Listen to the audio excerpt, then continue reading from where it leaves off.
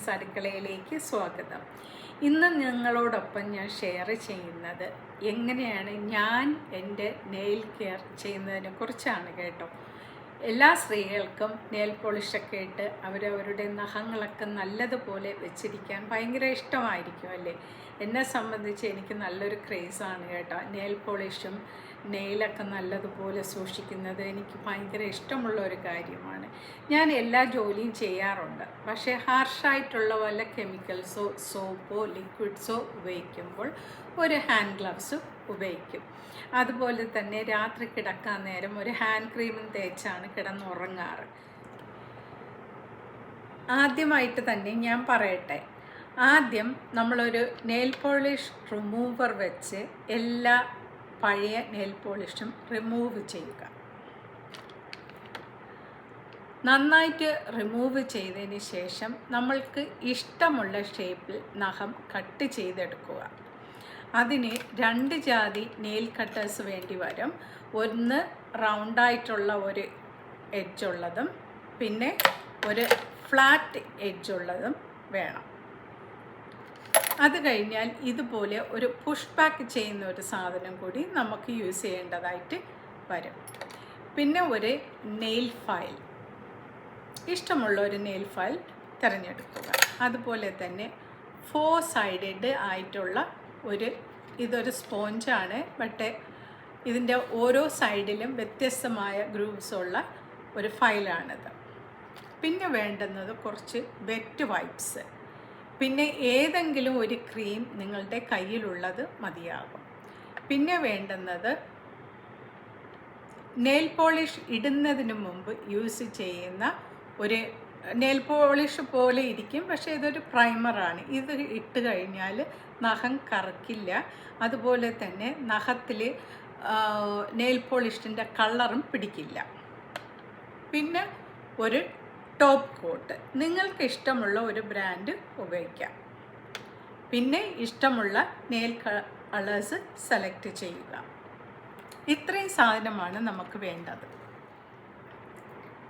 ഞാൻ എൻ്റെ നഖങ്ങൾ എനിക്കിഷ്ടമുള്ള ഷേപ്പിൽ കട്ട് ചെയ്തു ഒരു ചെറിയ ഫയൽ ഉപയോഗിച്ച് ഫയൽ ചെയ്തെടുത്തിട്ടുണ്ട് 2 കൈയിലെയും നഖങ്ങൾ.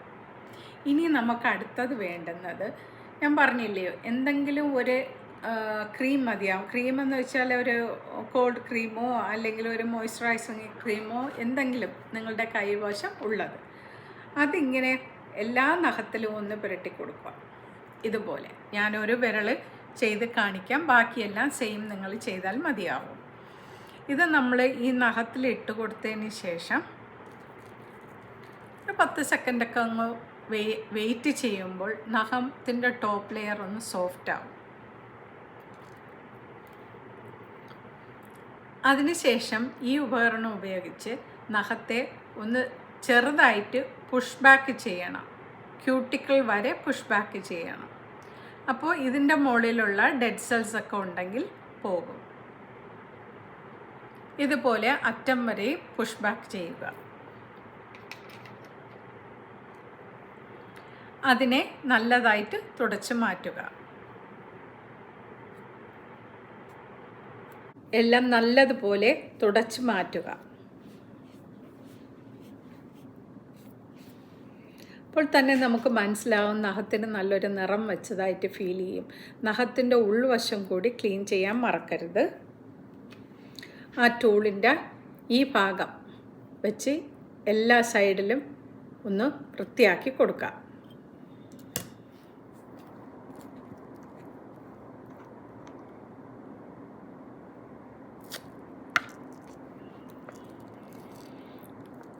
വളരെ പെട്ടെന്ന് തന്നെ ഒന്ന് ബ്രഷ് ചെയ്യാവുന്നതാണ്.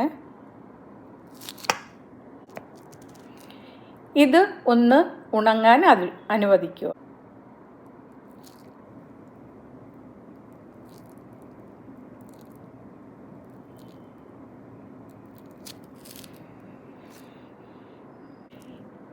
ഇതുപോലെ എല്ലാ നഖത്തിലും ഇടുക. ഞാൻ 2 കൈയിലും ഇട്ടിട്ടുണ്ട്. 2 കൈയിലും 2 കോട്ടാണ് ഇട്ടത്. അതിനുശേഷം ഞാൻ ടോപ്പ് കോട്ട് ഇട്ടിട്ടുണ്ട്. അപ്പോൾ അത് നല്ലതുപോലെ ലാസ്റ്റ് ചെയ്യും. ഈ കളറാണ് യൂസ് ചെയ്തത്. കാണാവോ?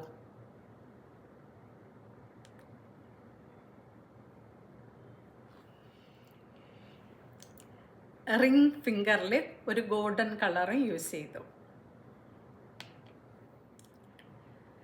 2 ആഴ്ച കൂടുമ്പോൾ ഇതുപോലെ നഖം ഒന്ന് വെട്ടുകയും വൃത്തിയാക്കുകയും ചെയ്യുക. അതുപോലെ തന്നെ പൊളിഞ്ഞു പോയ നെയിൽ പോളിഷ് റിമൂവർ ഉപയോഗിച്ച് തുടച്ച് കളയുകയും നഖത്തിന് ബ്രീത്ത് ചെയ്യാനുള്ള സാഹചര്യം ഉണ്ടാക്കി കൊടുക്കുകയും ചെയ്യുക. 2 ആഴ്ചയിൽ കൂടുതൽ നെയിൽ പോളിഷ് കയ്യിലിടാതിരിക്കുക.